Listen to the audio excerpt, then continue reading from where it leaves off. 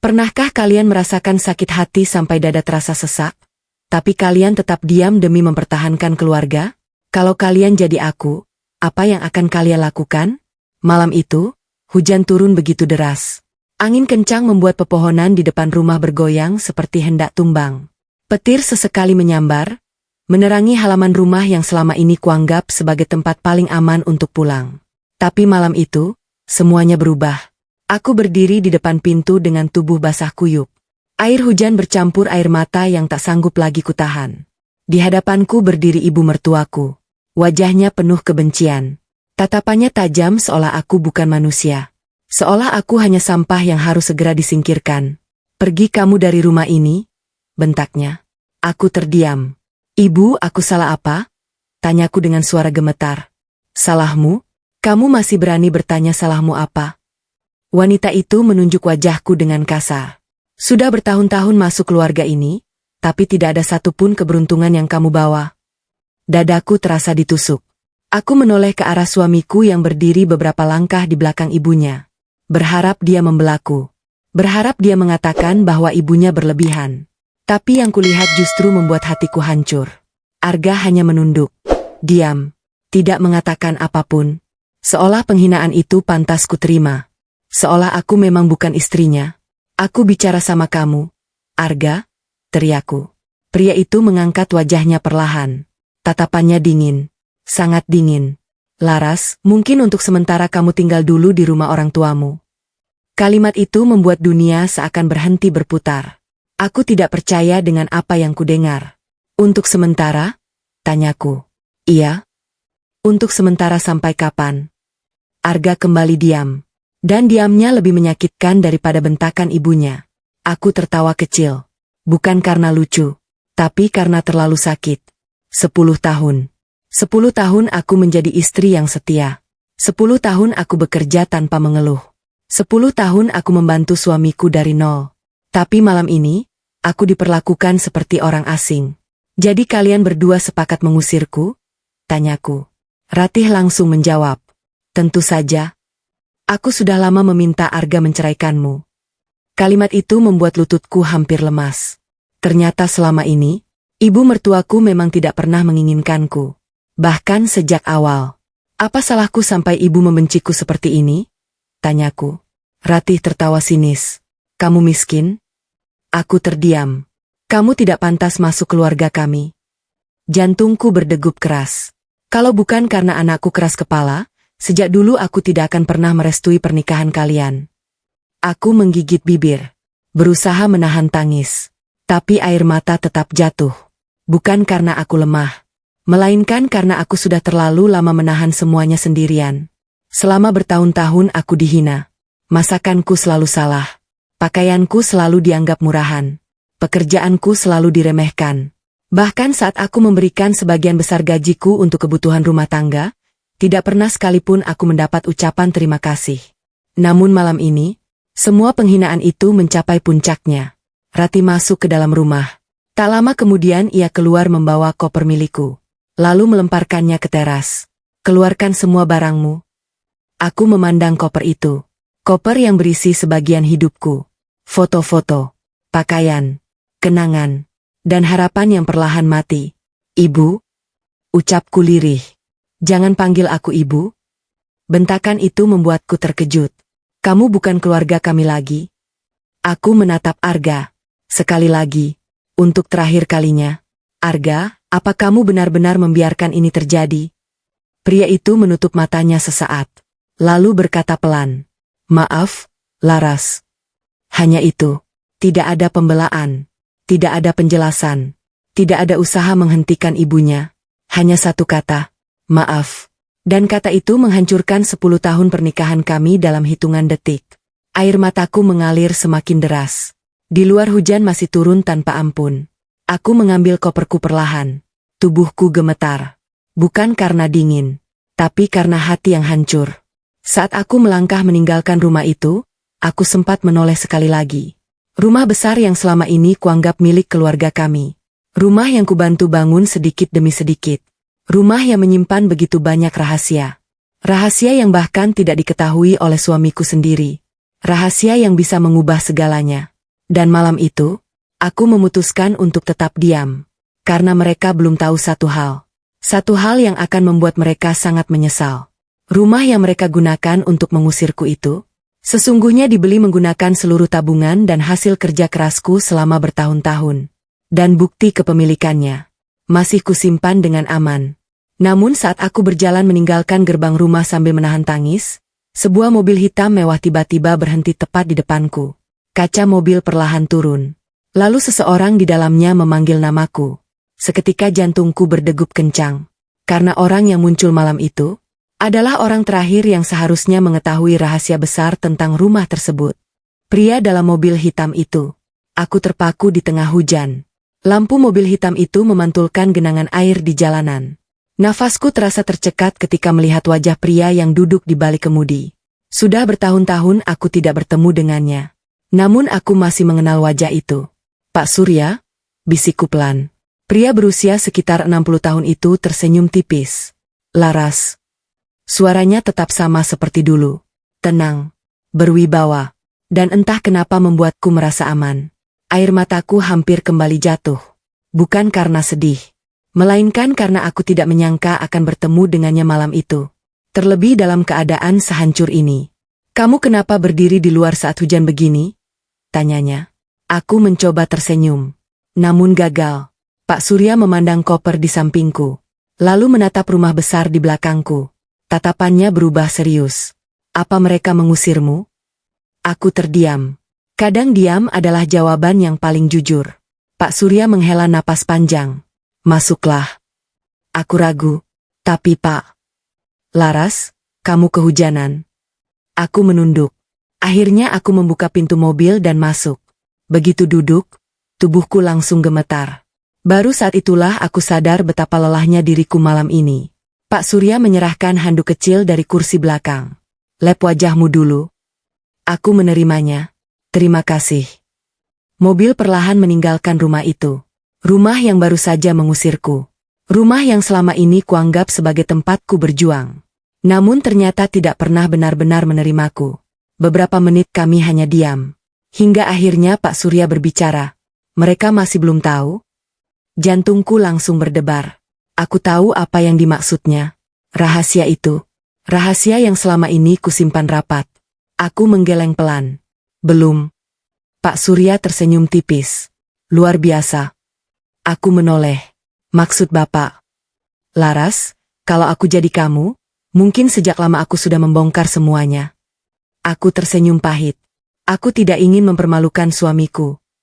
Walaupun mereka memperlakukanmu seperti tadi, aku tidak bisa menjawab. Karena itulah kenyataannya.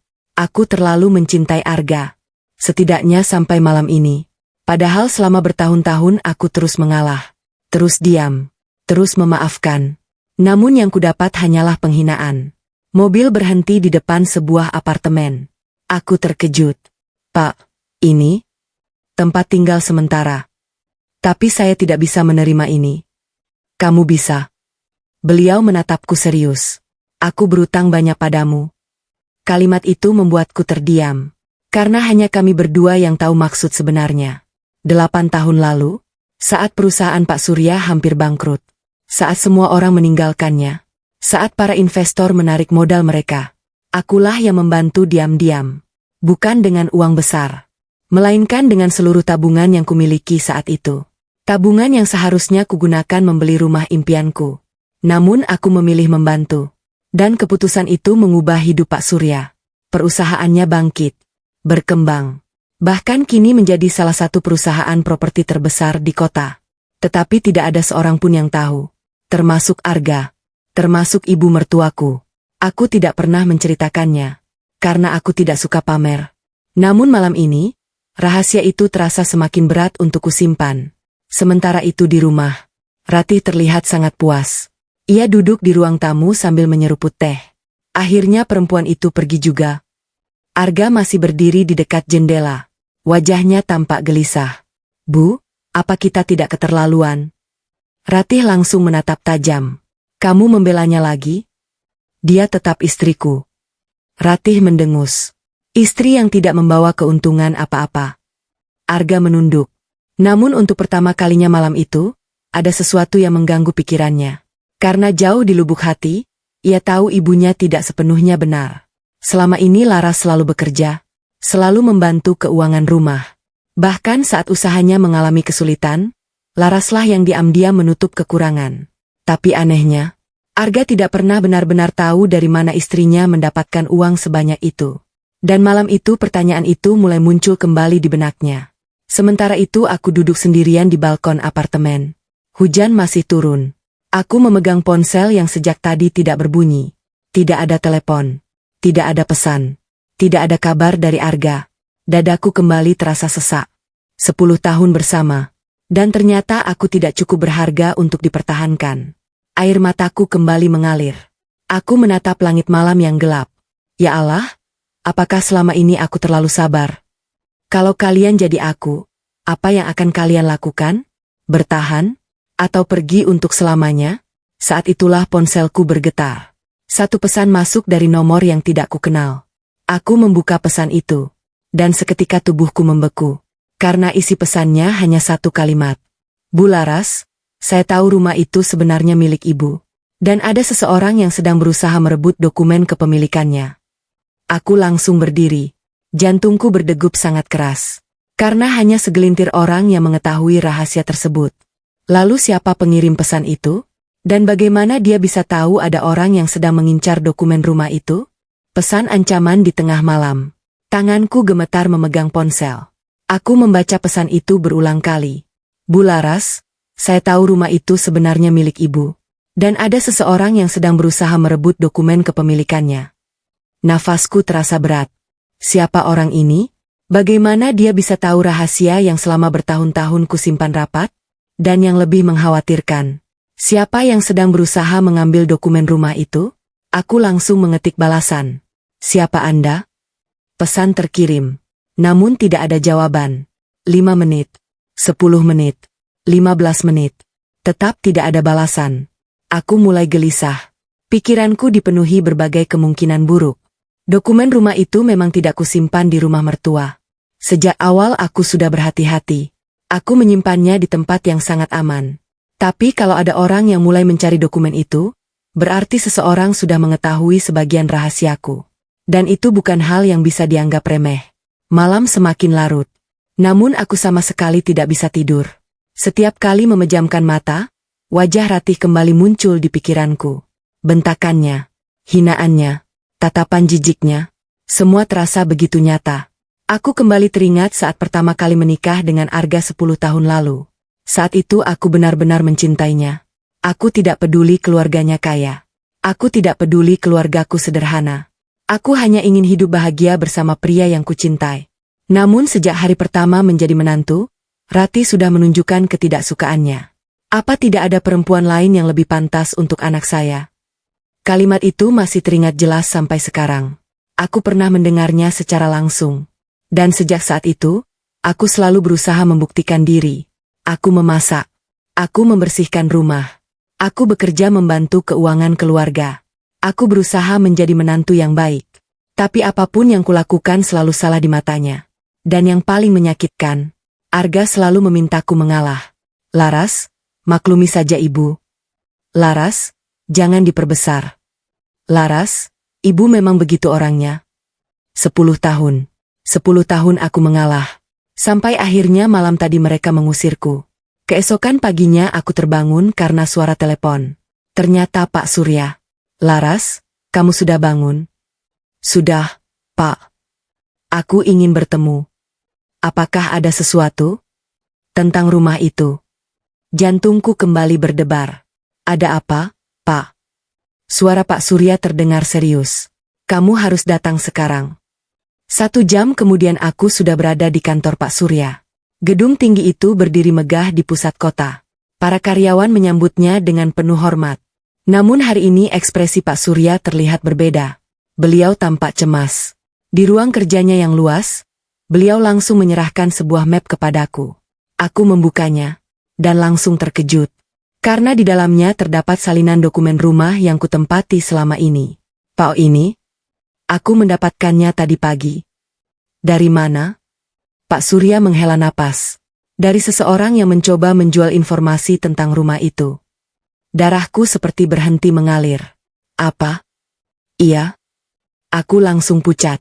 Jadi benar ada yang mengincar rumah itu? Pak Surya mengangguk. Bukan hanya mengincar. Beliau menatapku tajam. Mereka sedang berusaha mengubah kepemilikan rumah tersebut. Tubuhku langsung lemas. Tidak mungkin. Sayangnya sangat mungkin. Aku duduk perlahan. Pikiranku kacau. Siapa yang melakukan ini? Bagaimana caranya? Dan kenapa sekarang? Lalu Pak Surya mengeluarkan satu lembar dokumen lagi. Ini yang membuatku paling khawatir. Aku melihat nama yang tertera di sana. Dan seketika napasku tercekat. Karena nama itu sangat kukenal. Sangat dekat denganku. Bahkan terlalu dekat. Arga? Suaraku nyaris tidak terdengar. Nama suamiku tertulis jelas di dokumen tersebut. Mataku membesar. Tidak. Aku menggeleng. Tidak mungkin Arga melakukan ini. Pak Surya diam. Aku juga berharap begitu. Dadaku terasa sesak. Aku memang kecewa pada Arga. Aku terluka. Tapi aku masih sulit percaya bahwa suamiku sendiri berusaha merebut rumah yang kubeli dengan hasil jerih payahku. Rumah yang selama ini sengaja kubiarkan mereka anggap sebagai milik keluarga Arga. Pak, mungkin ada kesalahpahaman. Pak Surya tidak langsung menjawab. Beliau justru menyerahkan sebuah foto. Aku mengambilnya. Dan dalam hitungan detik, air mataku langsung jatuh. Karena foto itu memperlihatkan Arga, suamiku, sedang duduk bersama seorang notaris. Dan di atas meja mereka, terdapat berkas rumah yang sangat mirip dengan milikku. Aku mendapatkan foto ini tadi pagi. Dunia seakan runtuh di hadapanku. Kalau selama ini penghinaan Ratih masih bisa kutahan. Kalau pengusiran semalam masih bisa kuanggap sebagai emosi sesaat. Maka foto ini berbeda. Ini terasa seperti pengkhianatan. Pengkhianatan yang jauh lebih menyakitkan. Karena datang dari orang yang paling kucintai. Air mataku terus mengalir. Kenapa, Arga? Aku menunduk.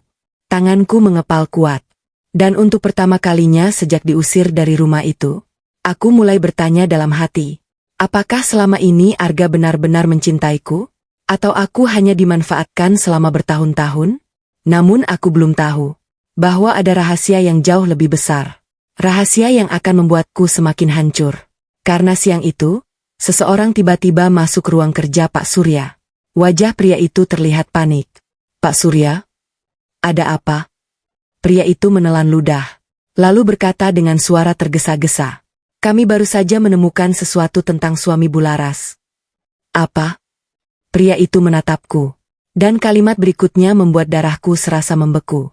Sepertinya Pak Arga tidak bekerja sendirian. Dia bersama seorang wanita. Wanita itu ternyata ada di belakang semuanya. Aku tidak bisa berkata apa-apa. Duduk membeku di kursi sambil memandangi pria yang baru saja masuk ruangan Pak Surya. Jantungku berdegup sangat keras. Rasanya seperti ada sesuatu yang buruk sedang menungguku. Sesuatu yang selama ini tidak pernah kubayangkan. Dia bersama seorang wanita. Kalimat itu terus terngiang di kepalaku. Aku menatap pria tersebut. Wanita siapa? Pria itu terlihat ragu. Seolah takut mengatakan kenyataan yang sebenarnya. Pak Surya akhirnya berkata tegas. Katakan saja. Pria itu mengangguk. Lalu menyerahkan sebuah map. Aku membukanya perlahan. Dan seketika dunia terasa berhenti berputar. Di dalamnya terdapat beberapa foto. Foto Arga. Dan seorang wanita muda. Mereka terlihat sangat akrab. Terlalu akrab. Dalam satu foto mereka makan malam berdua. Di foto lain mereka keluar dari sebuah hotel. Dan foto terakhir membuat tanganku langsung gemetar. Karena Arga sedang menggenggam tangan wanita itu. Seperti pasangan yang sedang dimabuk cinta. Air mataku langsung jatuh. Aku tidak sanggup lagi menahannya. Siapa dia? Suaraku bergetar. Pria itu menjawab pelan. Namanya Dinda. Aku belum pernah mendengar nama itu. Tapi rasa sakit yang muncul di dadaku terasa sangat nyata. Sudah berapa lama? Pria itu membuka catatannya. Lebih dari 1 tahun. Aku langsung memejamkan mata. 1 tahun. Selama 1 tahun suamiku menyembunyikan semua ini. 1 tahun dia berbohong. 1 tahun dia pulang ke rumah dan berpura-pura menjadi suami yang baik. Sementara di belakangku, dia memiliki wanita lain. Aku menangis tanpa suara. Bukan karena kehilangan Arga, tapi karena merasa menjadi orang paling bodoh di dunia. Pak Surya menatapku dengan prihatin. Laras? Aku menggeleng. Pak, tolong jangan kasihan pada saya. Suara itu bahkan terdengar asing di telingaku sendiri. Karena aku sedang berusaha keras agar tidak hancur. Namun semakin banyak fakta yang terungkap, semakin sulit aku bertahan. Di sisi lain, saat itu Arga sedang duduk di sebuah kafe. Di depannya duduk seorang wanita cantik berusia sekitar 30 tahun. Dinda, wanita yang selama ini diam-diam hadir dalam hidupnya. Dinda tersenyum manis. Jadi dia sudah pergi? Arga mengangguk. Iya. Wanita itu tertawa kecil. Akhirnya. Entah kenapa, kata itu membuat Arga merasa tidak nyaman. Namun Dinda tidak menyadarinya. Ia justru menggenggam tangan Arga. Sekarang kita bisa fokus pada masa depan kita. Arga diam. Pikirannya masih dipenuhi bayangan Laras yang berdiri di bawah hujan semalam.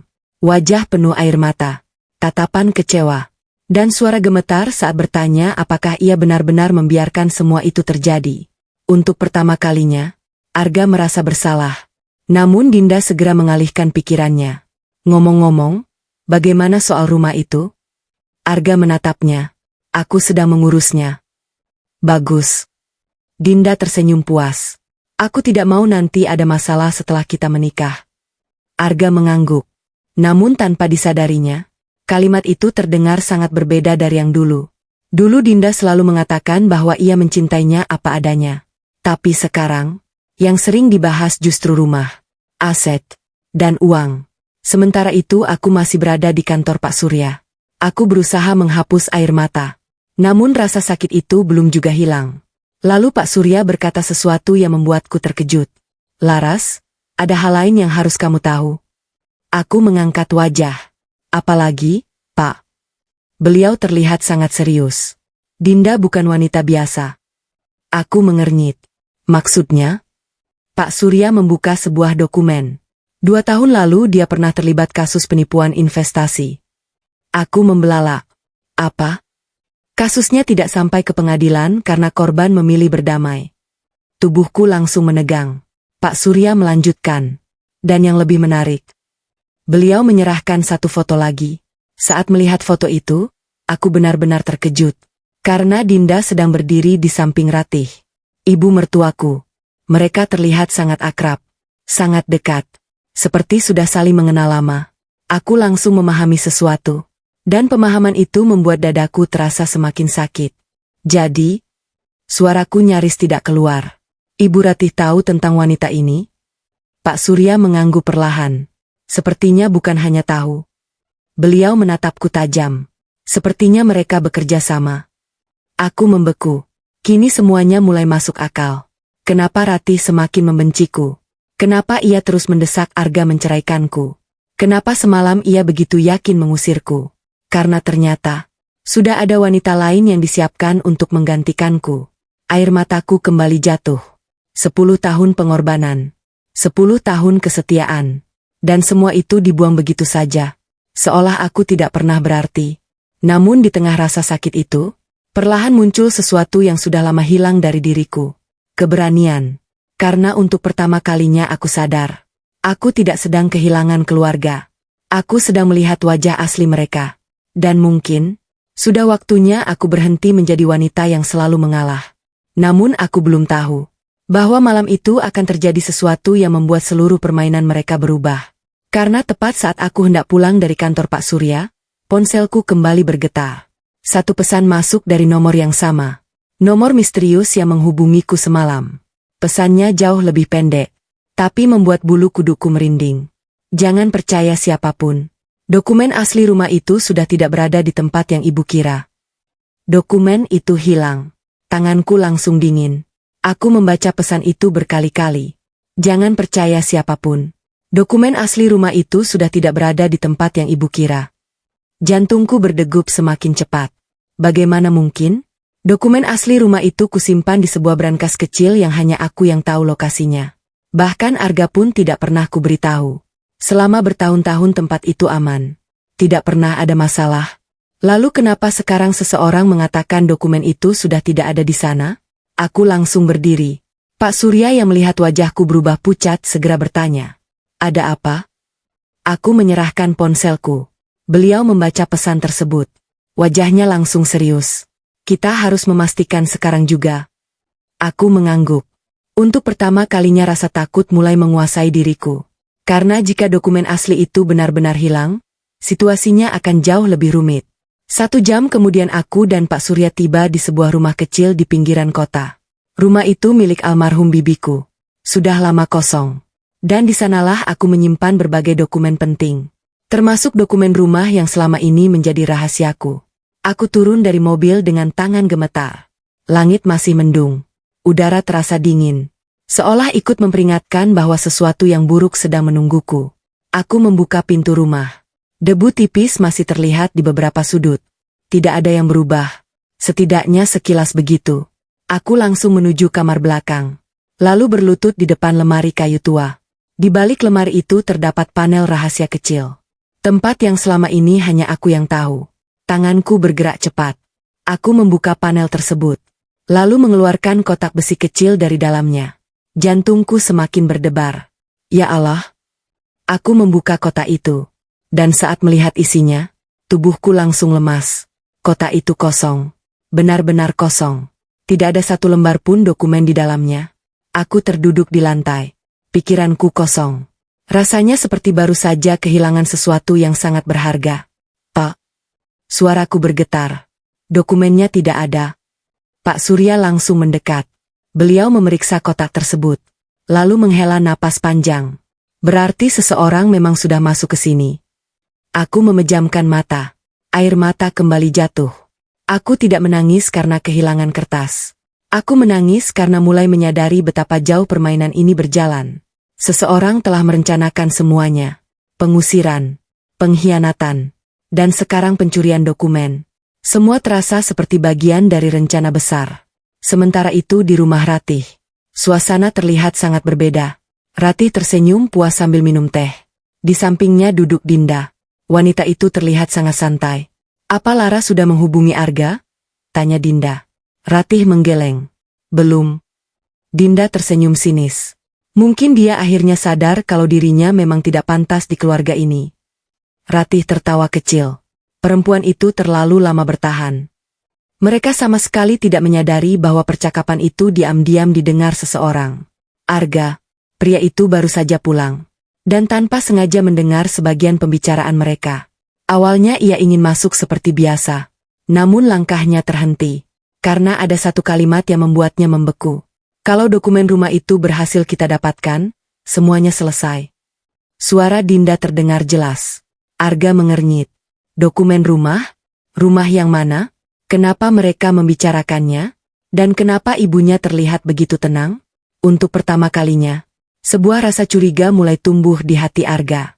Malam harinya aku kembali ke apartemen. Tubuhku terasa sangat lelah. Namun pikiranku jauh lebih lelah. Aku duduk sendirian di sofa. Menatap hujan yang kembali turun di luar jendela. 5 hari terakhir hidupku berubah total. Aku kehilangan rumah. Kehilangan suami.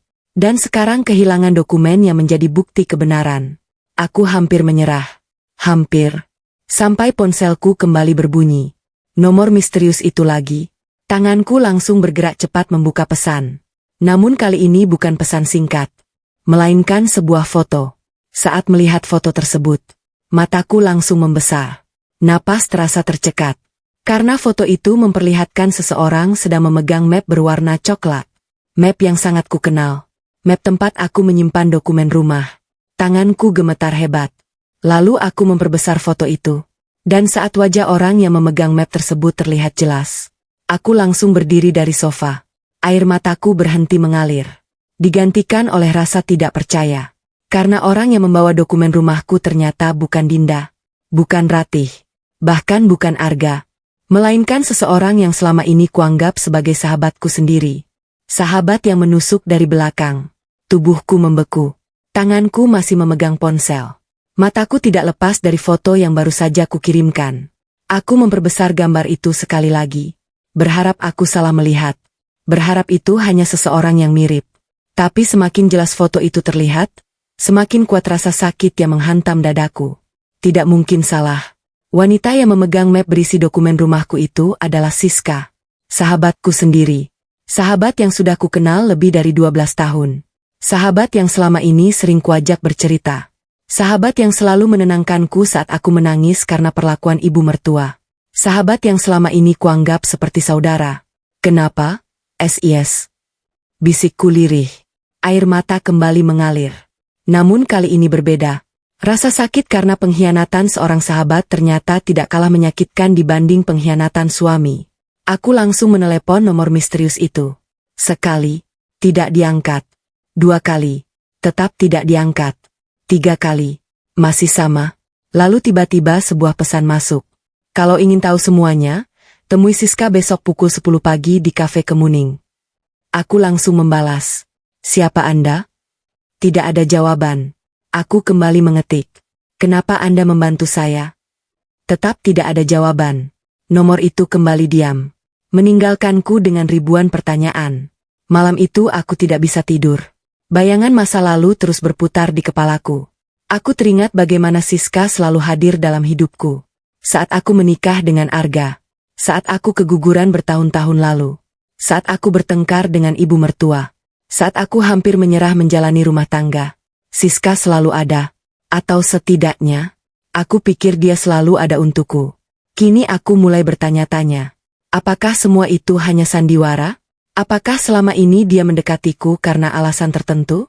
Semakin kupikirkan, semakin banyak hal yang terasa janggal. Beberapa bulan terakhir Siska sering bertanya tentang rumah, tentang aset, tentang tabungan, tentang dokumen penting. Saat itu aku menganggapnya biasa saja. Karena dia sahabatku, aku tidak pernah curiga. Namun sekarang, semua pertanyaan itu terasa berbeda. Keesokan paginya, aku datang ke Cafe Kemuning. Tanganku dingin, jantungku terus berdebar. Aku datang lebih awal, memilih meja di sudut ruangan. Dan tepat pukul 10, Siska masuk. Wajahnya langsung berubah saat melihatku. Terkejut, panik. Dan itu cukup untuk membuatku tahu bahwa ada sesuatu yang disembunyikannya. Laras? Dia mencoba tersenyum. Kamu di sini? Aku menatapnya lurus. Duduklah. Siska terlihat gugup. Namun akhirnya ia duduk. Beberapa detik kami hanya saling diam. Sampai akhirnya aku mengeluarkan ponsel. Lalu menunjukkan foto yang dikirim semalam. Wajah Siska langsung pucat. Sangat pucat. Siska? Suaraku bergetar. Kenapa dokumen rumahku ada di tanganmu? Wanita itu langsung menunduk. Tidak menjawab. Aku mulai menangis. Kenapa? Tetap diam. Siska, jawab aku. Air mataku jatuh semakin deras. Kamu sahabatku. Wanita itu akhirnya mengangkat wajah. Dan yang kulihat membuat hatiku semakin hancur. Karena matanya juga penuh air mata. Aku minta maaf. Kalimat itu membuat dadaku sesak. Aku tidak butuh maaf. Suaraku mulai meninggi. Aku butuh penjelasan. Siska menutup wajahnya. Lalu menangis. Aku terpaksa. Aku tertawa pahit. Tidak ada yang terpaksa mengkhianati sahabatnya. Aku benar-benar terpaksa, Laras. Siapa yang menyuruhmu? Siska terdiam. Aku menunggu. Beberapa detik terasa sangat lama. Lalu akhirnya ia menjawab. Bu Ratih. Aku langsung membeku. Walaupun sebenarnya aku sudah menduganya. Tetap saja mendengarnya secara langsung terasa sangat menyakitkan. Ibu mertuaku? Siska mengangguk. Aku pertama kali dihubungi 6 bulan lalu. Dadaku semakin sesak. 6 bulan? Artinya semua ini sudah direncanakan jauh sebelum aku diusir. Jauh sebelum aku mengetahui perselingkuhan Arga. Jauh sebelum semuanya hancur. Ratih ternyata sudah bergerak diam-diam. Dan Siska menjadi bagian dari rencananya. Apa yang dia minta? Siska menunduk. Dia menyuruhku mencari tahu semua aset yang kamu miliki. Aku mengepalkan tangan. Dan kamu melakukannya? Wanita itu menangis. Aku butuh uang. Jadi kamu menjual persahabatan kita? Kalimat itu membuat Siska semakin menangis. Namun saat ini aku tidak bisa lagi merasa kasihan. Karena hidupku sudah terlalu hancur. Di saat yang sama, Arga juga sedang mengalami sesuatu yang mengejutkan. Pagi itu ia mendatangi kantor notaris yang selama ini mengurus dokumen rumah. Ia ingin memastikan sesuatu. karena pembicaraan antara ibunya dan Dinda semalam terus mengganggunya.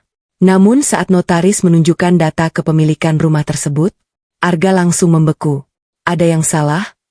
Tanya notaris. Arga tidak menjawab. Matanya terpaku pada satu nama. Nama yang selama ini tidak pernah ia duga. Nama yang membuat seluruh tubuhnya gemetar. Karena untuk pertama kalinya dalam hidupnya, ia mengetahui bahwa rumah yang selama ini ia tempati bukan milik keluarganya. Bukan milik ibunya. Bahkan bukan miliknya. Melainkan milik Laras. Istrinya sendiri. Dan yang lebih mengejutkan lagi, ia baru saja menemukan bukti bahwa ibunya selama ini sengaja menyembunyikan fakta tersebut darinya. Rumah itu ternyata milik Laras. Arga tidak berkedip. Tangannya masih memegang salinan dokumen yang baru saja diberikan notaris. Rasanya seperti sedang membaca sesuatu yang mustahil. Sesuatu yang tidak masuk akal. Sesuatu yang mengubah seluruh hidupnya hanya dalam hitungan detik. Pak Arga? Suara notaris membuatnya tersadar. Pria itu menelan ludah. Laras pemilik rumah ini? Notaris mengangguk. Betul. Tidak mungkin. Data ini resmi. Arga langsung duduk. Kepalanya terasa berputar. 10 tahun. 10 tahun tinggal di rumah itu. Dan selama itu pula ia mengira rumah tersebut adalah hasil jeripayah keluarganya. Hasil usaha ibunya. Atau setidaknya hasil kerja bersama. Namun kenyataannya, rumah itu sepenuhnya milik Laras. Istrinya. Wanita yang baru saja mereka usir. Tapi bagaimana bisa? Tanya Arga. Notaris membuka beberapa dokumen. Pembelian dilakukan bertahap bertahun-tahun lalu. Arga melihat angka-angka yang tertera. Setiap cicilan. Setiap pembayaran. Semuanya berasal dari rekening atas nama Laras. Bukan dirinya. Bukan ibunya. Lutut Arga terasa lemas. Karena untuk pertama kalinya ia menyadari sesuatu yang selama ini tidak pernah ia pikirkan. Laras selalu bekerja. Laras selalu membantu. Laras selalu diam. Namun ia tidak pernah benar-benar bertanya bagaimana istrinya bisa menopang begitu banyak kebutuhan keluarga. Dan sekarang jawabannya ada di depan matanya. Laras selama ini berjuang sendirian. Sedangkan dirinya terlalu sibuk mendengarkan ibunya. Di rumah, Ratih sedang duduk santai di ruang tamu. Dinda di sampingnya. Mereka tampak puas. Seolah semua berjalan sesuai rencana. Namun suasana itu berubah saat Arga masuk. Wajah pria itu terlihat berbeda. Tidak seperti biasanya. Dingin, tegang, dan penuh kemarahan yang berusaha ditahan.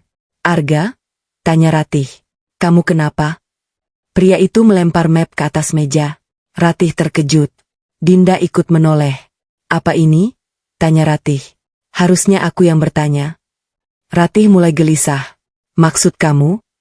Arga menatap ibunya tajam. Kenapa selama ini ibu bohong? Ratih membeku. Dinda ikut terlihat panik. Aku tidak mengerti. Bohong lagi? Suara Arga mulai meninggi. Rumah ini milik Laras. Ruangan mendadak sunyi. Wajah Ratih berubah pucat. Sementara Dinda langsung menunduk. Dan reaksi itu sudah cukup menjadi jawaban. Jantung Arga berdebar keras. Karena sekarang ia tahu. Mereka memang menyembunyikan sesuatu. Ibu tahu dari awal, kan? Ratih tidak menjawab. Ibu tahu rumah ini milik Laras. Ratih akhirnya berdiri. Lalu kenapa kalau tahu? Arga membelalak. Ia tidak menyangka ibunya akan mengakuinya begitu saja. Kamu sadar tidak apa yang baru saja ibu katakan? Ratih mendengus. Rumah itu seharusnya jadi milik keluarga kita. Keluarga kita? Iya. Rumah itu dibeli Laras. Ratih langsung menunjuk wajah anaknya. Dan Laras itu istrimu. Harusnya semua yang dia punya menjadi milikmu. Arga terdiam. Untuk pertama kalinya, ia melihat sisi ibunya yang selama ini tidak pernah ingin ia akui. Keserakahan. Sementara itu aku masih duduk bersama Siska. Setelah semua pengakuannya. Setelah semua kebohongannya. Aku merasa sangat lelah. Namun ada satu pertanyaan yang belum terjawab. Siska. Wanita itu mengangkat wajah. Dokumen rumahku sekarang ada di mana? Ia langsung terlihat ketakutan. Dan itu membuat firasat burukku semakin kuat. Siska? Wanita itu menggigit bibir. Lalu berkata pelan. Sudah berpindah tangan. Dadaku langsung sesak. Ke siapa? Siska menunduk. Aku hampir tidak bisa bernapas menunggu jawabannya. Dan ketika ia akhirnya berbicara, aku merasa dunia kembali runtuh. Kedinda. Aku langsung berdiri. Apa? Terus. Air mata kembali mengalir. Bukan karena sedih, melainkan karena marah. Marah pada diriku sendiri. Marah karena terlalu percaya pada orang-orang yang salah. Siska, kamu tahu akibatnya? Aku tahu. Kalau dokumen itu digunakan untuk memalsukan kepemilikan rumah, hidupku bisa hancur. Wanita itu menangis. Aku benar-benar menyesal. Namun penyesalan tidak bisa mengembalikan semuanya. Saat itu juga aku mengambil ponsel. Aku harus bertindak. Aku tidak bisa lagi hanya menangis. Aku tidak bisa lagi hanya mengalah. Karena mereka sudah melangkah terlalu jauh. Tapi tepat saat aku hendak menelepon Pak Surya, ponselku berdering lebih dulu.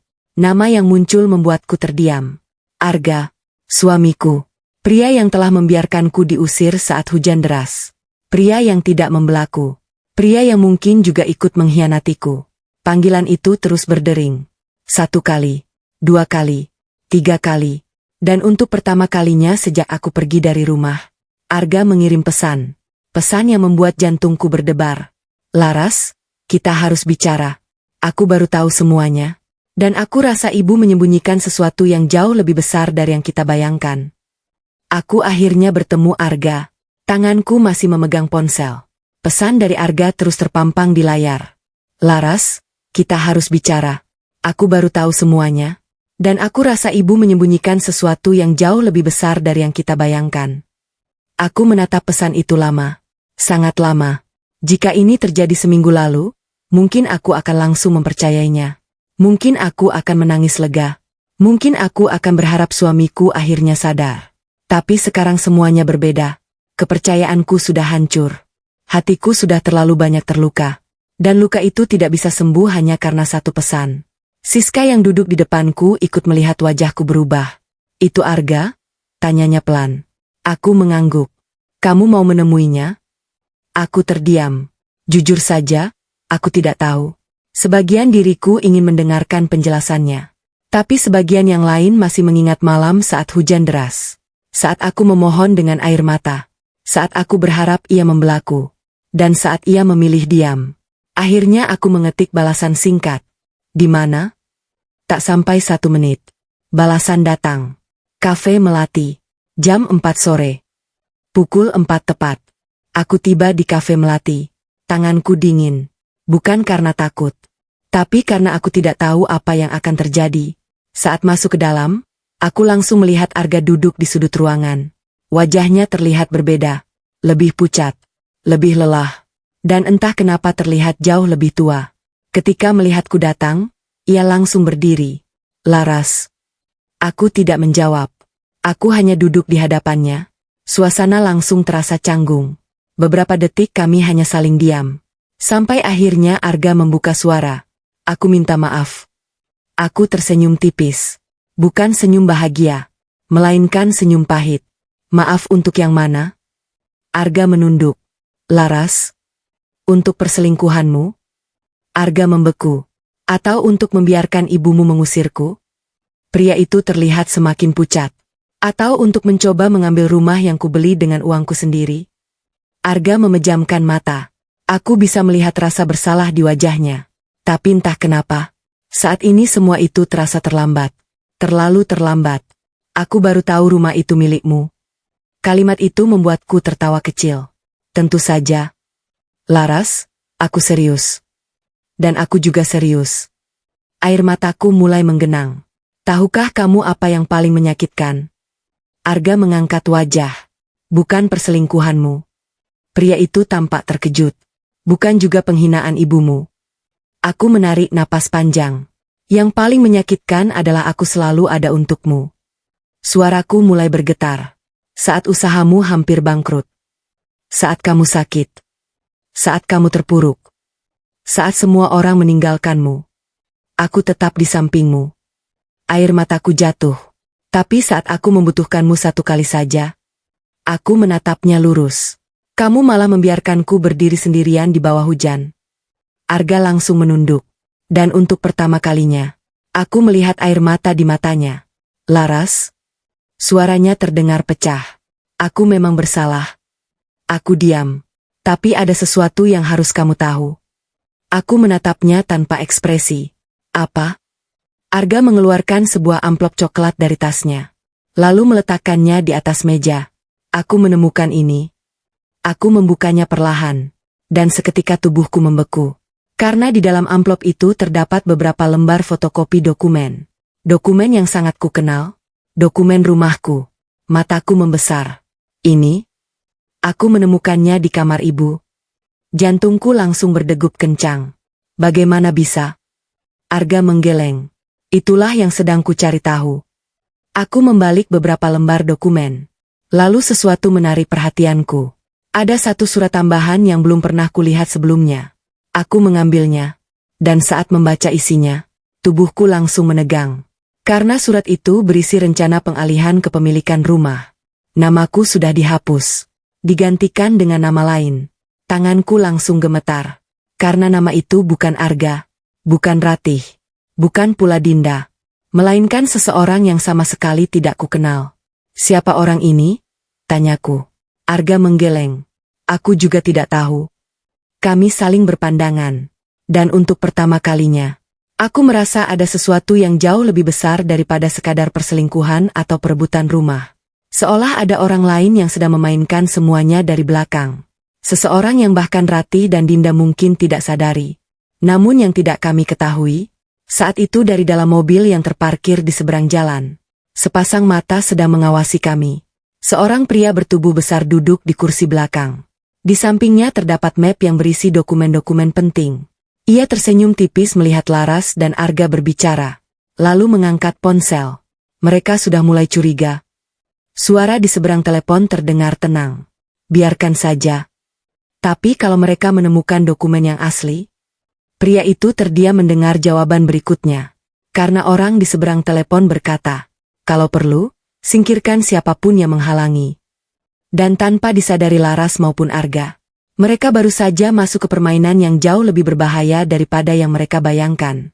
Dalang dibalik semua ini, sepanjang perjalanan pulang dari kafe Melati, pikiranku tidak tenang. Terlalu banyak hal yang terjadi dalam beberapa hari terakhir. Pengusiran, perselingkuhan, pencurian dokumen, pengkhianatan sahabat. Dan sekarang muncul nama asing dalam dokumen pengalihan rumahku. Semua terasa seperti benang kusut yang semakin sulit diurai. Aku duduk di kursi penumpang mobil Pak Surya sambil memandangi jalanan kota yang mulai gelap. Laras. Aku menoleh. Pak Surya terlihat serius. Ada sesuatu yang menggangguku. Apa, Pak? Nama yang muncul di dokumen itu. Aku langsung teringat kembali nama tersebut. Nama yang sama sekali tidak kukenal. Nama yang bahkan belum pernah kudengar sebelumnya. Menurut Bapak siapa dia? Pak Surya menghela napas. Itulah yang sedang ku cari tahu. Malam itu Pak Surya meminta salah satu staf kepercayaannya melakukan penyelidikan. Dan hasilnya membuat kami semua terkejut. Pukul 9 malam, aku kembali dipanggil ke kantornya. Saat masuk ruang kerja, wajah Pak Surya terlihat sangat tegang. Di atas meja terdapat beberapa berkas. Dan beberapa foto. Laras, duduk dulu. Jantungku mulai berdebar. Aku tahu ini bukan kabar baik. Ada apa? Pak Surya mendorong sebuah foto ke arahku. Saat melihatnya, aku langsung mengernyit. Foto seorang pria berusia sekitar 50 tahun. Wajahnya asing. Aku tidak mengenalnya. Siapa dia? Pak Surya menatapku. Namanya Hendra. Aku menunggu penjelasan berikutnya. Dan apa yang kudengar membuat bulu kuduku merinding. Hendra adalah maklar aset ilegal. Tubuhku langsung menegang. Apa? Dia sering membeli properti bermasalah menggunakan identitas orang lain. Aku langsung teringat dokumen rumahku. Dan tiba-tiba semuanya terasa semakin mengerikan. Pak Surya melanjutkan. Kalau rumahmu berhasil dipindahkan atas nama orang ini. Beliau berhenti sejenak. Maka rumah itu akan dijual dalam hitungan hari. Aku langsung membelalak. Jadi tujuan mereka sejak awal? Mengambil rumahmu. Dadaku terasa sesak. Rumah yang kubangun dengan susah payah. Rumah yang kubeli dengan hasil kerja keras bertahun-tahun. Rumah yang menjadi alasan aku sering lembur. Rumah yang menjadi simbol perjuanganku. Ternyata hanya dianggap sebagai target. target untuk dirampas. Sementara itu di rumah Ratih, suasana tidak lagi setenang sebelumnya. Karena Arga mulai berubah. Ia tidak lagi menuruti semua perkataan ibunya. Ia mulai banyak bertanya, mulai curiga. Dan itu membuat Ratih semakin gelisah. "Kenapa kamu terus menatap ibu seperti itu?" bentaknya. Arga berdiri di ruang tamu. "Aku cuma ingin tahu satu hal." "Apalagi?" "Ibu yang menyuruh Siska mengambil dokumen Laras." Ratih langsung terdiam. Meski hanya sesaat. Tapi itu cukup. Arga melihat semuanya. Keraguan, ketakutan, dan rasa bersalah. Ibu benar-benar melakukannya. Ratih mulai marah. Kalau iya kenapa? Arga membelalak. "Ibu sadar apa yang sudah ibu lakukan?" "Aku melakukan ini demi kamu." "Bohong."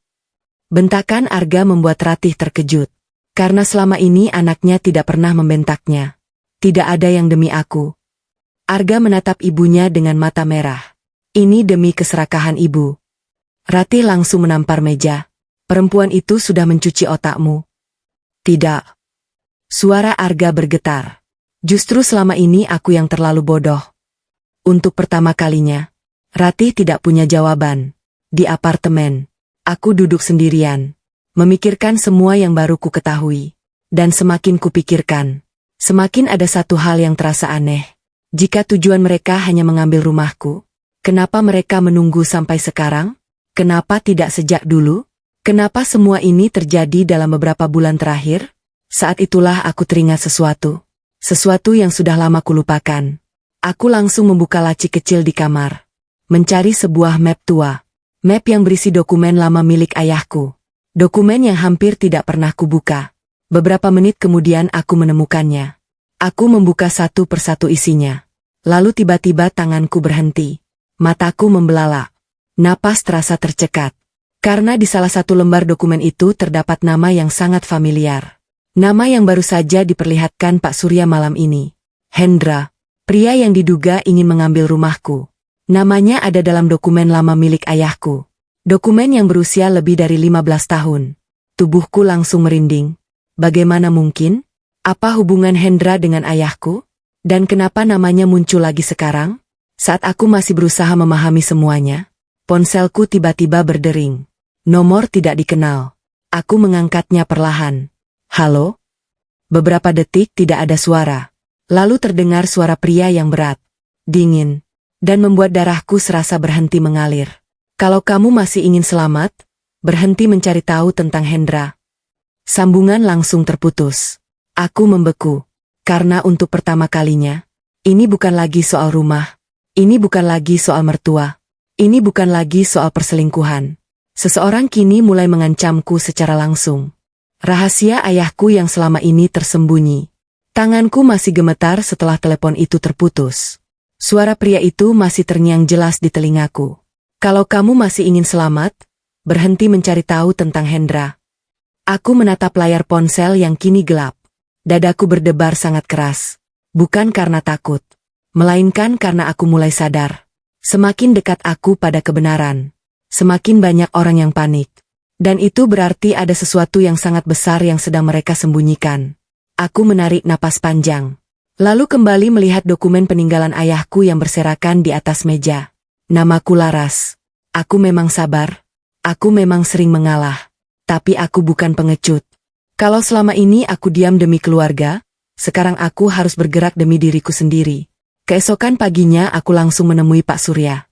Begitu melihat wajahku, beliau tahu sesuatu telah terjadi. "Kamu tidak tidur?" Aku menggeleng. Lalu menceritakan telepon misterius semalam. Wajah Pak Surya langsung berubah serius. "Itu ancaman." "Aku tahu, Pak. Dan itu berarti kita berada di jalur yang benar." Aku mengangguk. Karena aku juga mulai berpikir seperti itu. Orang yang tidak bersalah tidak akan mengirim ancaman. Hanya orang yang takut rahasianya terbongkar yang akan melakukan hal seperti itu. Lalu aku menyerahkan dokumen lama milik ayahku. Pak Surya membacanya satu persatu. Awalnya biasa saja, namun tiba-tiba ekspresinya berubah. Beliau langsung mengangkat salah satu lembar dokumen. "Laras?" Aku langsung tegang. "Ada apa?" Beliau menatapku lama. Sangat lama. Seolah sedang memastikan sesuatu. lalu berkata pelan, "Kenapa kamu tidak pernah menceritakan ini?" Aku mengernyit. Menceritakan apa? Pak Surya menunjukkan sebuah surat perjanjian lama. Surat yang bahkan belum pernah kubaca dengan teliti. "Ayahmu pernah menjadi rekan bisnis Hendra." Jantungku langsung berhenti sesaat. Apa? Aku meraih dokumen itu. Dan benar. Nama ayahku tertulis di sana. Berdampingan dengan nama Hendra. Tanggalnya hampir 16 tahun lalu. Jauh sebelum ayah meninggal. Jauh sebelum aku menikah dengan Arga. Dan jauh sebelum semua masalah ini terjadi. Aku terduduk lemas. Selama ini aku mengenal ayah sebagai pria sederhana. Pekerja keras. Jujur. Dan tidak pernah terlibat masalah. Namun sekarang aku menemukan fakta bahwa ayah pernah bekerja sama dengan orang yang kini berusaha merebut rumahku. Bagaimana mungkin? Aku tidak mengerti. Pak Surya menghela napas. Aku juga belum mengerti sepenuhnya. Beliau membuka beberapa lembar lainnya. Lalu menemukan sesuatu yang lebih mengejutkan. Ya Tuhan. Aku langsung menatapnya. Apalagi, Pak? Pak Surya menyerahkan satu dokumen tua yang sudah mulai menguning. Tanganku gemetar saat membacanya. Dan setelah beberapa detik, aku langsung membeku. Karena dokumen itu berisi daftar aset. Aset yang pernah dimiliki ayahku. Dan salah satunya adalah sebidang tanah yang lokasinya persis sama dengan rumah yang sekarang diperebutkan. Mataku membesar. Napas terasa tercekat. Tidak mungkin. Pak Surya mengangguk pelan. Sepertinya rumahmu berdiri di atas tanah yang dulu dimiliki ayahmu. Dunia terasa berputar. Aku mencoba memahami semuanya. Jika tanah itu milik ayahku, lalu berpindah kepadaku, lalu aku membangun rumah di atasnya, maka rumah itu bukan sekadar hasil kerja kerasku. Rumah itu juga bagian dari warisan keluarga. Dan tiba-tiba aku mulai mengerti. Mungkin selama ini Hendra bukan hanya mengincar rumah. Mungkin ada sesuatu yang jauh lebih berharga di balik tanah tersebut. Di sisi lain, Ratih mulai panik. Karena Arga tidak lagi bisa dikendalikan. Pagi itu Arga mendatangi rumah Dinda tanpa pemberitahuan. Saat pintu dibuka, wajah Dinda langsung berubah. "Arga, kita perlu bicara." Nada suaranya membuat Dinda gugup. "Ada apa?" Arga masuk tanpa banyak bicara. Lalu meletakkan beberapa foto di atas meja. Foto dirinya bersama Dinda. Foto Dinda bersama Ratih. Dan foto dokumen rumah Laras. Wajah Dinda langsung pucat. "Dari mana kamu mendapatkan semua ini?" Arga menatapnya tajam. "Jawab pertanyaanku dulu." Dinda diam. "Apakah kamu mendekatiku karena rumah Laras?" Ruangan langsung sunyi. Dan diamnya Dinda menjadi jawaban yang paling menyakitkan. Arga merasa dadanya sesak. Karena untuk kedua kalinya dalam hidupnya, ia menyadari bahwa dirinya telah dibohongi. Sementara itu aku dan Pak Surya masih mencoba menyusun potongan-potongan teka-teki. Sampai akhirnya salah satu staf masuk tergesa-gesa. Wajahnya terlihat panik. "Pak, ada apa?" "Kami menemukan arsip lama terkait tanah milik ayah Bularas." Aku langsung berdiri. Jantungku kembali berdebar. "Apa isinya?" Pria itu menelan ludah. Lalu berkata pelan. "Sepertinya dulu pernah terjadi sengketa besar." "Sengketa apa?" Pria itu membuka berkas. Lalu menunjukkan satu nama yang membuatku membeku. Karena nama itu bukan Hendra. Bukan Ratih, bukan Dinda, melainkan nama seseorang yang selama ini sudah dianggap meninggal. Dan yang lebih mengejutkan lagi, orang itu ternyata memiliki hubungan langsung dengan keluargaku. Orang yang dianggap meninggal itu, tubuhku langsung menegang. Tanganku yang memegang dokumen terasa dingin. Apa maksudnya? Suaraku hampir tidak terdengar. Staf Pak Surya meletakkan sebuah map tua di atas meja. Map itu terlihat sangat usang. Sudut-sudutnya sudah menguning karena usia. Namun tulisan di bagian depan masih bisa dibaca dengan jelas. Aku membuka map itu perlahan. Dan saat melihat nama yang tertulis di halaman pertama, jantungku seperti berhenti berdetak. Rendra Prasetyo. Tanganku langsung gemetar. Mataku membesar. Aku mengenal nama itu. Sangat mengenalnya. Karena Rendra adalah kakak kandung ayahku. Pamanku. Pria yang selama ini diakini seluruh keluarga telah meninggal dunia lebih dari 15 tahun lalu. Tidak mungkin. Aku mundur selangkah. Ini pasti salah. Pak Surya ikut membaca dokumen tersebut. Lalu menggeleng pelan. Sepertinya tidak. Aku mulai kesulitan bernapas. Karena sejak kecil aku selalu mendengar cerita yang sama. Bahwa Paman Rendra meninggal akibat kecelakaan saat merantau. Tidak pernah ditemukan jasadnya. Namun keluarga akhirnya menerima kenyataan itu. Dan kehidupan berjalan seperti biasa. Tapi sekarang, namanya muncul kembali. Tepat di tengah semua kekacauan ini. Aku terus membaca dokumen itu. Dan semakin banyak ku baca, semakin sulit aku mempercayainya. Ternyata bertahun-tahun lalu terjadi sengketa tanah antara ayahku dan Paman Rendra. Namun sengketa itu tidak pernah sampai ke pengadilan. Karena sebelum proses selesai, Rendra menghilang. Dan kemudian dinyatakan meninggal. Aku langsung terduduk. Karena ini berarti satu hal. Jika Rendra masih hidup, maka ia mungkin memiliki kepentingan terhadap tanah yang sekarang menjadi lokasi rumahku. Dan jika ia memiliki kepentingan, maka semua yang terjadi mungkin bukan kebetulan. Pak. Aku menatap Pak Surya. Menurut Bapak. Beliau langsung memahami maksudku. Kamu ingin tahu apakah Rendra masih hidup? Aku mengangguk. Pak Surya menarik napas panjang. Aku belum bisa memastikan. Tapi ada kemungkinan. Kalimat itu membuat bulu kuduku merinding. Karena selama ini aku mengira masalahku hanya tentang mertua dan suami. Kini semuanya berubah. Masalah ini ternyata jauh lebih tua, lebih dalam, dan lebih rumit daripada yang pernah kubayangkan. Sementara itu di rumah Ratih, keadaan semakin kacau. Arga baru saja pulang dari rumah Dinda. Wajahnya terlihat hancur. Karena akhirnya Dinda mengaku. Wanita itu memang mendekatinya bukan karena cinta, melainkan karena rumah laras. Karena janji keuntungan. Karena uang. Dan karena seseorang yang menyuruhnya. Ratih sedang duduk di ruang tamu saat Arga masuk. Kamu dari mana? Arga tidak menjawab. Ia langsung melempar sebuah amplop ke atas meja. Ratih terkejut. Apa ini? Foto. Ratih membukanya. Dan wajahnya langsung berubah pucat. Karena di dalam amplop terdapat foto dirinya sedang bertemu Dinda beberapa bulan lalu. Foto yang seharusnya tidak diketahui siapapun. Arga? Kapan ibu mau berhenti bohong? Ratih mulai panik. Aku bisa jelaskan. Tidak. Suara Arga terdengar dingin. Sekarang aku yang ingin bicara. Untuk pertama kalinya dalam hidupnya, Ratih melihat anaknya menatapnya dengan penuh kekecewaan. Dan tatapan itu jauh lebih menyakitkan daripada kemarahan. Aku kehilangan istriku karena ibu. Ratih langsung berdiri. Itu salah laras. Bukan. Bentakan Arga membuat Ratih terdiam. Bukan laras. Arga mengepalkan tangan. Selama ini aku terlalu buta. Air mata mulai memenuhi matanya. Dan aku membiarkan wanita yang paling tulus mencintaiku pergi. Di kantor Pak Surya, aku masih memikirkan nama Rendra. Sampai tiba-tiba salah satu staf kembali masuk. Wajahnya terlihat sangat serius. Pak, kami menemukan sesuatu. Apalagi? Pria itu menyerahkan sebuah foto lama. Aku mengambilnya. Awalnya aku tidak mengerti, karena foto itu diambil sekitar 20 tahun lalu. Namun setelah memperhatikannya lebih dekat, aku langsung membeku. Karena di foto itu ada 3 orang. Orang pertama adalah ayahku. Orang kedua adalah Rendra. Dan orang ketiga, membuat seluruh tubuhku dingin. Karena wajah itu sangat mirip dengan seseorang yang baru ku kenal beberapa hari terakhir. Aku langsung berdiri. Tidak mungkin.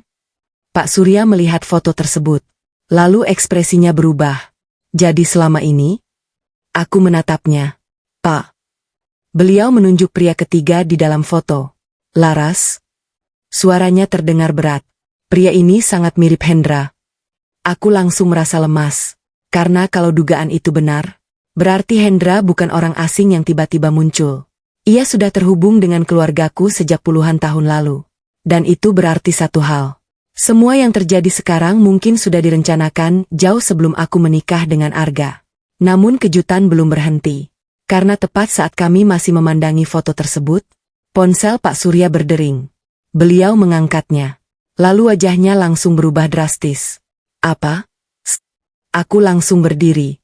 Pak, ada apa? Pak Surya menurunkan ponselnya perlahan. Wajahnya pucat. Sangat pucat. Dan kalimat berikutnya membuat darahku serasa membeku. Brankas penyimpanan dokumen asli rumahmu baru saja dibobol. Brankas itu sudah dibobol. Aku langsung berdiri dari kursi. Apa maksud Bapak? Pak Surya masih memegang ponselnya. Wajahnya tegang. Sangat tegang. Selama mengenalnya bertahun-tahun, aku hampir tidak pernah melihat ekspresi seperti itu. Brankas penyimpanan dokumen asli rumahmu dibobol sekitar 1 jam lalu.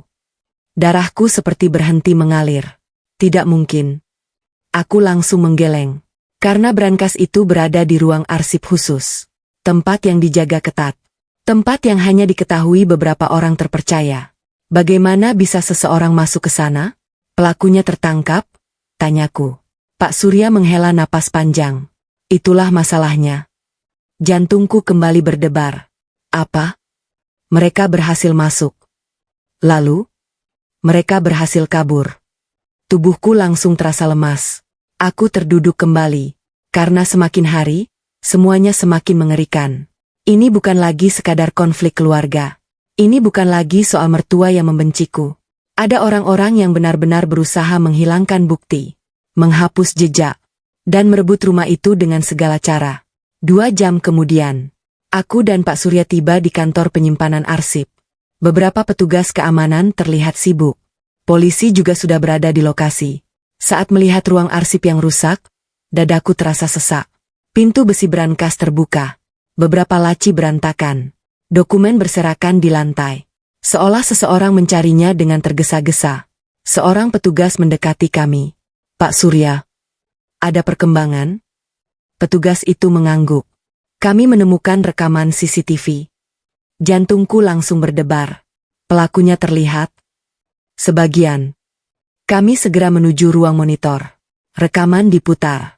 Aku menahan napas. Dalam video terlihat 2 pria berpakaian hitam masuk ke gedung pada tengah malam. Mereka bergerak cepat, seolah sudah hafal lokasi, lalu menuju ruang arsip.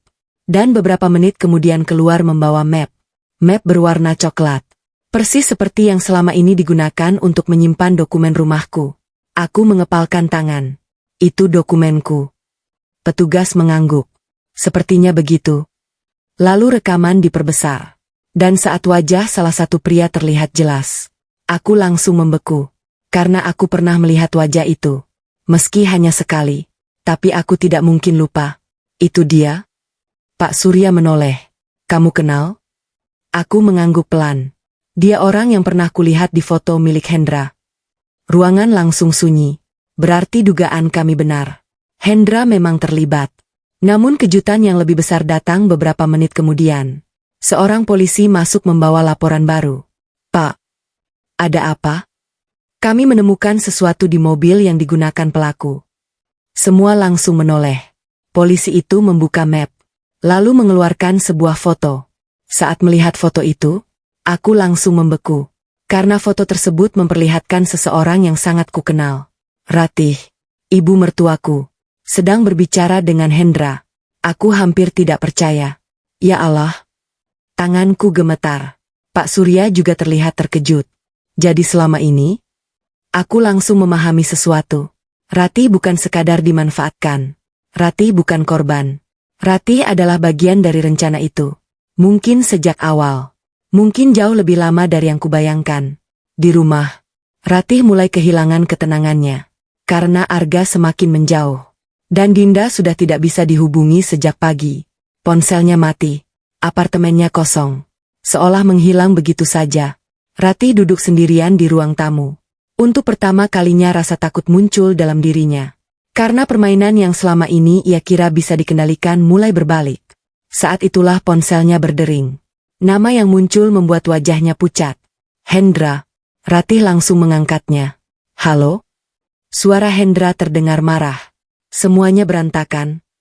Ratih langsung panik. Apa yang terjadi? Polisi mulai bergerak. Jantung Ratih berdegup keras. Lalu? Dokumen yang kita cari belum ditemukan. Ratih membelalak. Apa? Kita terlambat. Untuk pertama kalinya Ratih sadar. Ia mungkin telah mempertaruhkan semuanya untuk sesuatu yang bahkan belum berhasil didapatkan. Sementara itu aku masih berada di kantor arsip. Sampai salah satu polisi mendekat. Bularas. Aku menoleh. Ada apa? Polisi itu menyerahkan sebuah amplop. Kami menemukan ini di dalam mobil pelaku. Aku menerimanya. Tanganku mulai gemetar. Karena di bagian depan amplop tertulis namaku. Laras. Aku membukanya perlahan. Dan saat membaca isinya, tubuhku langsung membeku. Karena itu bukan surat ancaman. Bukan juga dokumen rumah. Melainkan surat tulisan tangan. Tulisan yang sangat kukenal. Tulisan ayahku. Air mataku langsung jatuh. Karena surat itu ditulis beberapa hari sebelum beliau meninggal. Dan kalimat pertama di surat itu membuat seluruh tubuhku merinding. Jika suatu hari seseorang datang mencari tanah ini, ketahuilah bahwa mereka sebenarnya sedang mencari sesuatu yang jauh lebih besar daripada rumah kita. Surat terakhir ayahku.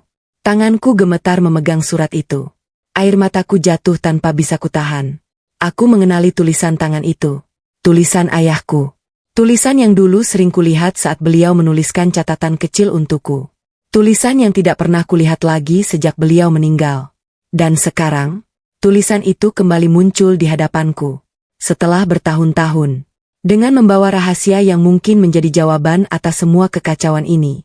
Aku menarik napas panjang. Lalu mulai membaca.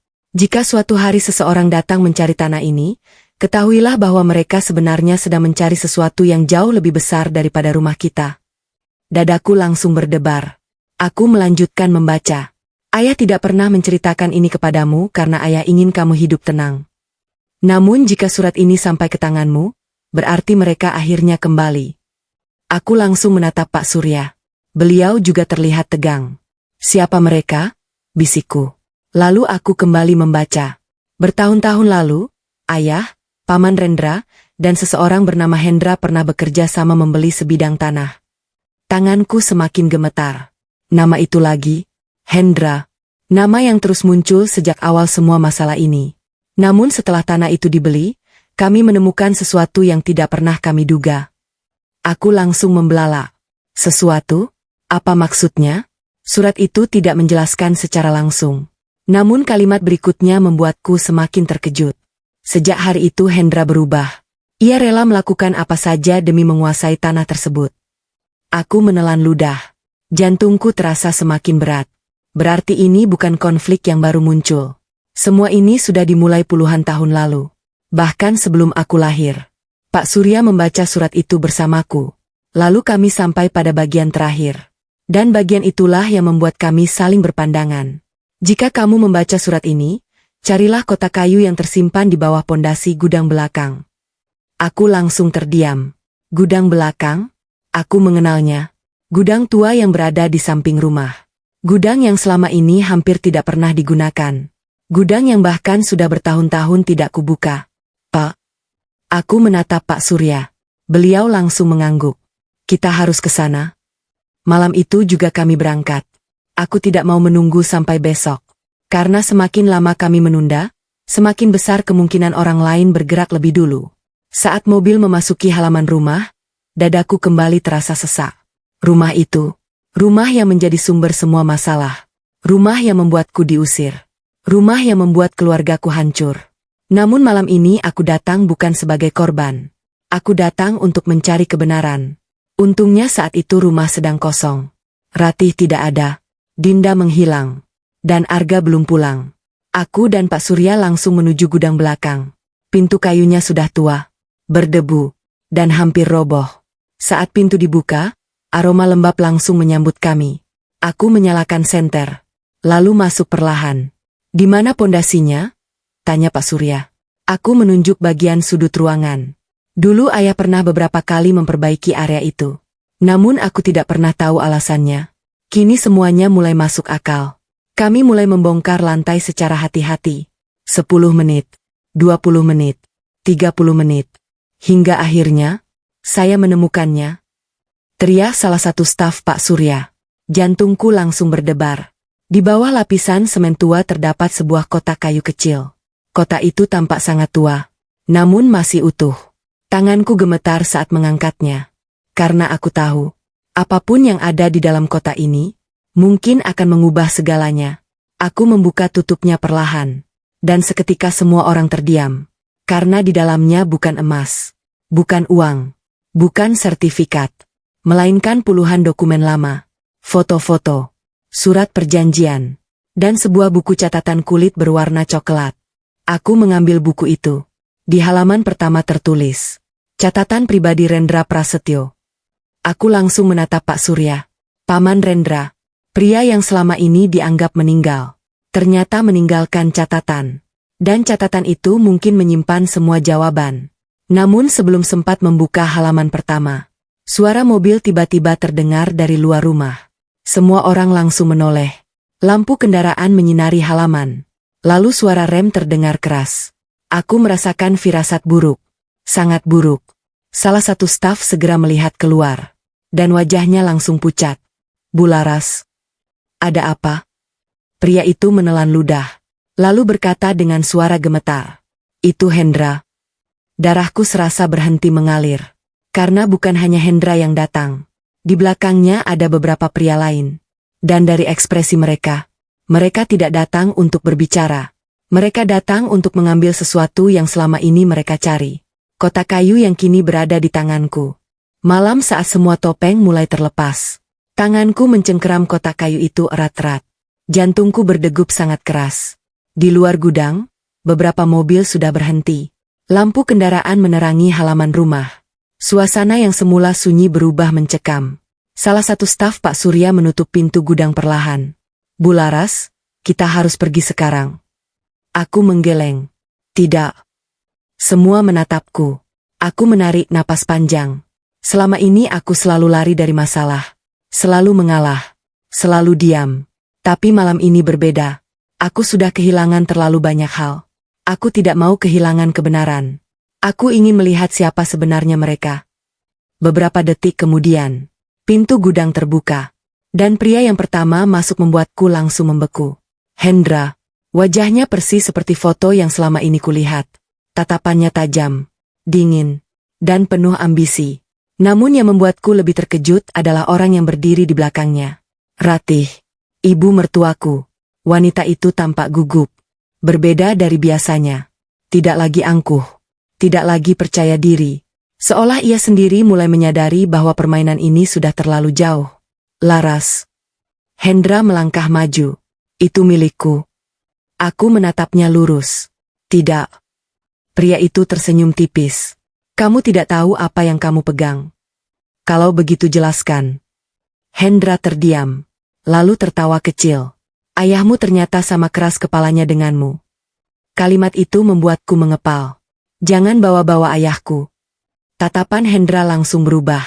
Ayahmu mengambil sesuatu yang bukan miliknya. Bohong. Untuk pertama kalinya aku membentak. Ruangan langsung sunyi. Aku menahan air mata yang mulai menggenang. Kalau ayahku orang jahat, dia tidak akan meninggalkan surat peringatan. Hendra tidak menjawab. Namun ekspresinya mulai berubah. Aku tahu. Aku mulai menyentuh titik yang selama ini ia sembunyikan. Saat itulah suara lain terdengar dari belakang. Berhenti. Semua orang menoleh. Arga. Pria itu berdiri di pintu gudang dengan napas memburu. Wajahnya tegang. Matanya merah. Namun kali ini ada sesuatu yang berbeda. Ia tidak berdiri di samping ibunya. Ia berdiri di sampingku. Laras tidak akan menyerahkan apapun. Ratih langsung maju. Arga. Jangan ikut campur. Aku sudah terlalu lama diam, Bu. Suara Arga bergetar. Terlalu lama. Ratih membeku. Karena selama hidupnya, belum pernah anaknya berbicara seperti itu. Hendra mulai kehilangan kesabaran. Serahkan kotak itu. Aku menggeleng. Tidak. Serahkan. Tidak. Hendra melangkah lebih dekat. Namun sebelum sempat melakukan apapun, Pak Surya maju. Kamu tidak akan mendapatkannya.